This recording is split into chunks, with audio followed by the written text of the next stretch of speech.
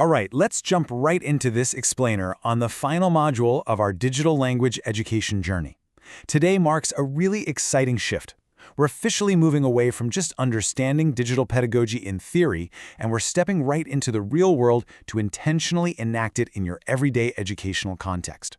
It's time to take everything you've absorbed so far, put the pieces together like a giant puzzle, and build a truly unshakable professional stance. To do that, we need a complete paradigm shift, perfectly summed up by this quote. We have to completely abandon that typical tool-first mindset. You know, the one where you just adopt the newest, shiniest app and call it a day. Digital pedagogy isn't about that at all. It's actually a profound structural, ethical, and critical orientation. It literally changes how we design teaching, how we truly recognize our learners, and how we interpret what digital environments make visible, and, frankly, what they intentionally keep hidden. So, to get to this point, you've rapidly moved through 4 interconnected steps: building critical literacies, focusing on pedagogy-first design, prioritizing multilingual and inclusive learning, and finally, tackling digital assessment with that crucial human-in-the-loop approach. Now, for your digital pedagogy to actually be sustainable over the long haul, you have to achieve alignment across 4 specific interconnected layers: beliefs, design, interaction, and evaluation. When these 4 elements are completely in sync, critical and inclusive teaching stops being this exhausting extra chore you do every time a new app drops. Instead, it becomes the effortless default of your entire practice. Let's quickly break these layers down. Starting with the first 2, beliefs and design. Here, you've really got to ask yourself the hard questions.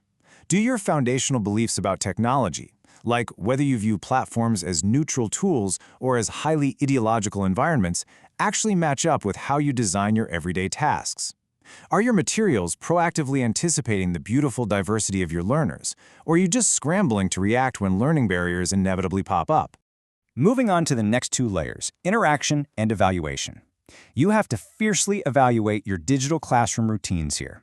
Do your practices foster genuine, meaningful participation for everyone, or do they quietly just reward the students who are the most digitally fluent? And then look at your assessments. Are they truly fair, valid measurements of what learners actually know? Or are they introducing what we call construct-irrelevant variance, which honestly is just a fancy academic way of asking, are you accidentally grading a student's tech skills instead of their actual subject knowledge? So I want you to literally pause for a second and ask yourself this crucial reflection question straight from the source material. Is there a gap between what you believe about critical digital literacy and what your classroom routines actually communicate? Think deeply about the tension between your internal values and your external teaching practices. And hey, if you did spot a gap in there somewhere, don't panic. Misalignment is absolutely not a failure. It is your starting point. Noticing these uncomfortable little tensions between your stance and your practice is exactly the kind of critical awareness that drives real, meaningful professional growth. It proves that you are actually paying close attention to your impact. Which brings us perfectly to the capstone project. This is your big opportunity to take all of that critical reflection we just talked about and translate it into concrete professional action. And the absolute best part? You can complete this project in any language or combination of languages you choose. It's a chance to truly walk the walk and honor the multilingual principles we've discussed throughout this whole journey.